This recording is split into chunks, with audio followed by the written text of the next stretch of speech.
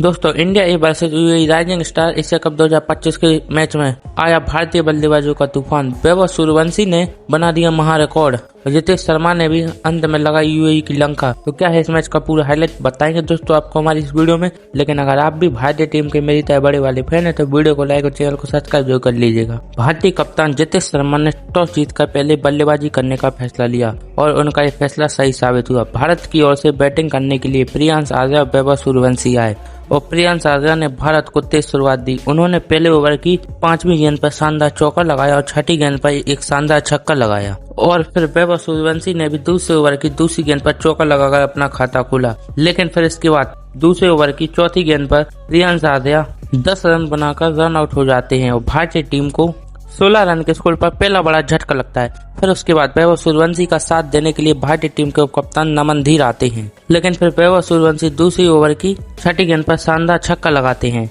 फिर तीसरी ओवर की दूसरी गेंद पर नमन धीर शानदार चौका लगाते हैं और फिर उसके बाद वैभव सूर्यवंशी तीसरे ओवर की चौथी, 5वीं और 6वीं गेंद पर एक चौका 2 छक्का लगाकर टीम के स्कोर को 43 रन के पार पहुंचा देते हैं। चौथे ओवर में भी भारतीय बल्लेबाज 2 चौके लगाकर टीम के स्कोर को 51 रन के पार पहुंचा देते हैं। 5वें ओवर में वैभव सूर्यवंशी तहलका मचाते हुए 3 चौका 1 छक्का लगाकर टीम के स्कोर को 71 रन के पार पहुंचा देते हैं और अपनी 50 भी पूरी कर लेते हैं। और फिर 6ठे ओवर में वैभव सूर्यवंशी तीसरी और चौथी गेंद पर लगातार 2 चौके लगाकर भारतीय टीम के स्कोर को 82 रन के पार पहुंचा देते हैं। 7वें ओवर में नमन धीर भी शुरुआती 2 गेंदों पर लगातार 2 छक्के लगाते हैं और फिर उसके बाद वैभव सूर्यवंशी अंतिम 3 गेंदों पर 2 चौके व 1 छक्का लगाकर टीम के स्कोर को 109 रन के पार पहुंचा देते हैं। 8वें ओवर में वैभव सूर्यवंशी 1 छक्का लगाते हैं और टीम के स्कोर को दोनों ही बल्लेबाज मिलकर 122 रनों के पार पहुंचा देते हैं। और 10वें ओवर की तीसरी गेंद पर वैभव सूर्यवंशी एक शानदार चौका लगाकर अपना शतक पूरा कर लेते हैं और भारतीय टीम के स्कोर को 150 रनों के पार पहुंचा देते हैं।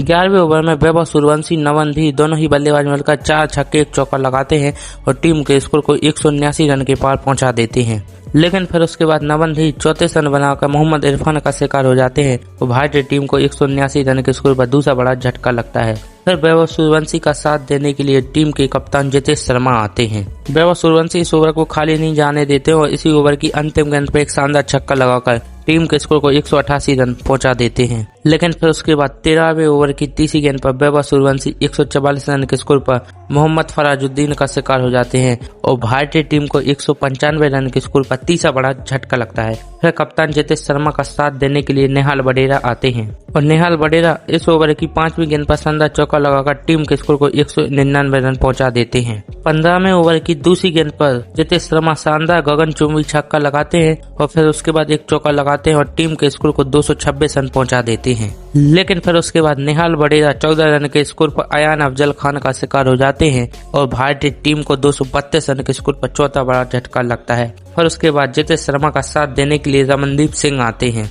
18वें ओवर की चौथी और 5वीं गेंद पर जितेश शर्मा 2 शानदार चौके लगाते हैं और टीम के स्कोर को 245 रन के पार पहुंचा देते हैं। 17वें ओवर में जितेश शर्मा चौथी और 5वीं गेंद पर लगातार 2 चौके लगाते हैं और टीम के स्कोर को 45 रन के पार पहुंचा देते हैं। फिर उसके बाद 18वें ओवर में जितेश शर्मा पहली गेंद पर शानदार चौका लगाते हैं और फिर 5वीं गेंद पर भी एक शानदार चौका लगाते हुए टीम के स्कोर को 256 रन पहुंचा देते हैं। 19वें ओवर की पहली गेंद पर जितेश शर्मा शानदार छक्का लगाकर अपनी 50 भी पूरी कर लेते हैं। लेकिन फिर वो उसके बाद लगातार 2 चौके और 2 छक्के लगाकर टीम के स्कोर को 284 रन पहुंचा देते हैं। 19वें ओवर की 5वीं गेंद पर जितेश शर्मा एक शानदार चौका लगाते हैं और फिर अंतिम गेंद पर एक शानदार गगनचुंबी छक्का लगाकर भारतीय टीम के स्कोर को 297 रन पहुंचा देते हैं।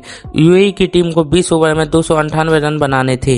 यूएई की ओर से मयंक कुमार और अलीशान स्वरूप बैटिंग के लिए आते हैं। मयंक कुमार आते ही पहले ओवर की तीसरी गेंद पे एक शानदार चौका लगाते हैं और फिर उसके बाद इसी ओवर की चौथी गेंद पे एक शानदार छक्का लगाकर टीम के स्कोर को 13 रन पहुंचा देते हैं। लेकिन फिर उसके बाद अलीशान शाहरुख 3 रन के स्कोर पर गुरजाफनीत सिंह का शिकार हो जाते हैं। यूएई की टीम को 20 रन के स्कोर पर पहला बड़ा झटका लगता है। फिर बैटिंग के लिए अहमद तारिक आते हैं लेकिन ये भी 0 रन के स्कोर पर गुरप्रीत सिंह का शिकार हो जाते हैं और 21 रन के स्कोर पर यूएई की टीम को दूसरा बड़ा झटका लगता है। फिर मयंक कुमार का साथ देने के लिए शोएब खान आते हैं। शोएब खान चौथे ओवर की 5वीं गेंद पर शानदार छक्का लगाकर टीम के स्कोर को 28 रन के पार पहुंचाते हैं और यूएई की टीम 5 ओवर में 28 रन बना लेती है 2 विकेट के नुकसान पर। 7वें ओवर में दोनों ही बल्लेबाज सिंगल डबल लेते हुए एक छक्का लगाते हुए टीम के स्कोर को 46 रन पहुंचा देते हैं। लेकिन फिर उसके बाद मयंक कुमार 18 रन के स्कोर पर हर्ष दुबे का शिकार हो जाते हैं और यूएई की टीम को 48 रन के स्कोर पर तीसरा बड़ा झटका लगता है। फिर उसके बाद बैटिंग के लिए हर्षित कौशिक आते हैं, वही आते ही गोल्डन डक हो जाते हैं। 0 रन के स्कोर पर हर्ष दुबे का शिकार हो जाते हैं और यूएई की टीम को 48 रन के स्कोर पर चौथा बड़ा झटका लगता है।